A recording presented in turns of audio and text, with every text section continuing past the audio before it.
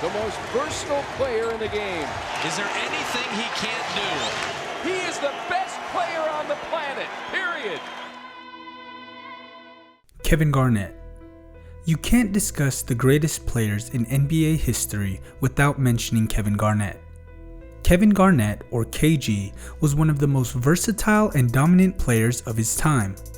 Known for his intensity, defensive ability, and versatility, Garnett is considered one of the greatest power forwards of all time. He is one of 4 NBA players to win both the Most Valuable Player and the Defensive Player of the Year awards. In this video, let us take a look at how good Kevin Garnett truthfully was. Selected by the Minnesota Timberwolves with the number 5 pick of the 1995 NBA draft, the 6'11" big man was the first player to go directly from high school to the NBA since 1975. Since joining the NBA for the 1989 and 90 season, the Timberwolves had not won more than 29 games in any season. In Garnett's rookie season, the Timberwolves were in the midst of a transition phase. Garnett made an immediate impact with the Minnesota Timberwolves. His mix of size, athleticism, and shooting ability made him a difficult matchup for his opponents. After making the all-rookie second team during his rookie season, Garnett skyrocketed to stardom in his next 2 seasons with averages of 17.8 points. He made his first of 15 All-Star teams at age 20 and his first of 9 All-NBA teams at age 22. In 1997, he signed a contract extension that promised him $126 million over 6 years, the highest paying long-term contract in the history of American professional sports at that time. The contract was considered a risky move, and many analysts speculated that the deal would make it impossible for the Wolves to sign new players or even keep their own. The enormous size of Garnett's contract was considered by numerous sports writers a major cause of labor tensions between players and owners that led to a lockout which shortened the 1998 and 99 NBA season. Despite the furor over his new contract, Garnett continued to improve, averaging 18.5 points per game. Again, he was an all-star, and the Timberwolves finished with their first winning record in franchise history. For the second consecutive year, the young Timberwolves bowed out of the playoffs in the first round, this time losing 3-2 to the Seattle Supersonics.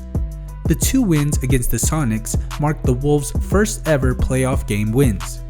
In the 2001-2002 season, Garnett posted another notable season. His averages of 21.2 points per game were enough for another All-NBA second team nomination.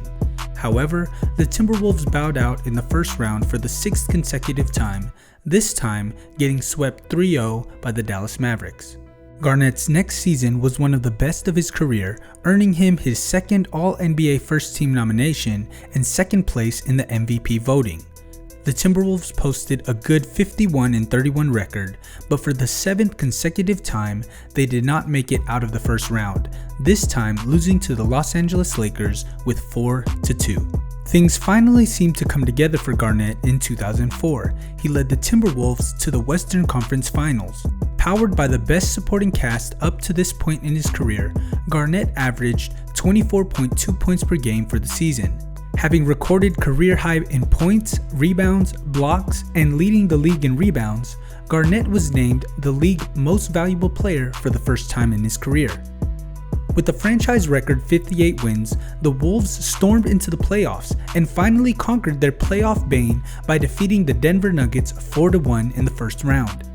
After disposing of the strong Sacramento Kings 4-3 in the Western Conference semifinals with Garnett's leadership, he and the Timberwolves met the Lakers in the Western Conference Finals. With a couple of injuries among the team, the Timberwolves alternated between their members, including running Garnett himself as point forward or a real point guard. The Los Angeles Lakers pulled off a 4-2 victory in the series.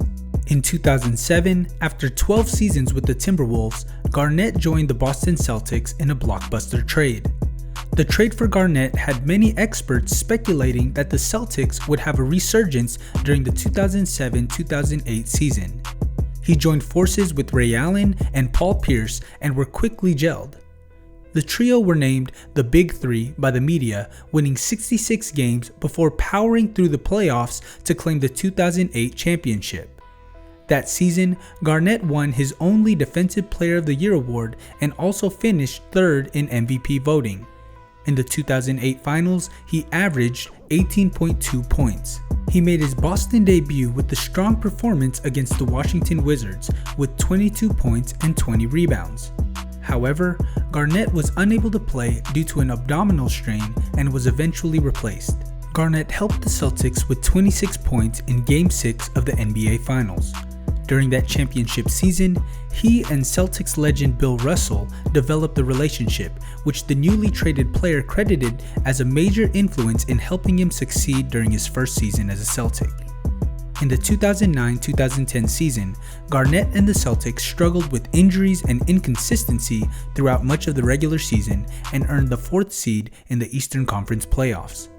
Garnett was selected to play in the 2010 NBA All-Star Game, and despite being written off by nearly every major sports analyst, the Celtics elevated their play and consistency and dominated opponents much as they did during their 2008 championship run.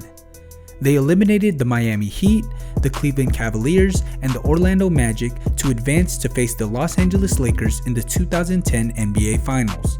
In Game 6 against the Cavaliers, Garnett recorded 22 points in the series-clinching win. The 2010 Finals went to a decisive 7th game in Los Angeles, where the Celtics led well into the 3rd quarter before the Kobe Bryant-led Lakers mounted a comeback and held on for the victory. Garnett played more seasons in Boston before being traded to Brooklyn in 2013.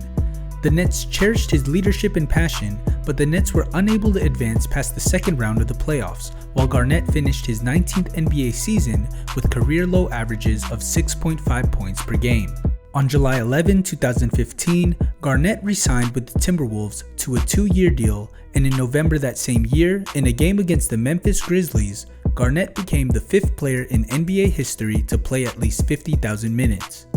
Garnett finished his career in Minnesota, spending his final 2 seasons as a veteran mentor for the team. On September 23, 2016, Garnett announced his retirement after 21 seasons in the NBA. While Garnett did express interest in playing for one more season with the Timberwolves, primarily with the goal in helping the team make it to the playoffs again with its promising young players and new head coach, he also told the team's owner that he wasn't sure that his knees would hold up for one more season. The NBA legend retired with career averages of 17.8 points. He ranks within the top 20 in NBA history for points, rebounds, blocks, steals, games, and minutes. After his retirement, the outspoken Garnett joined the Turner family in 2016 with his own segment called Area 21 during TNT's Inside the NBA. In 2019, he appeared as himself in the crime dramedy Uncut Gems, which starred Adam Sandler. Make sure to keep posted with our videos to keep yourselves updated with your favorite stars' whereabouts. If you like this video, hit the like button and subscribe for more.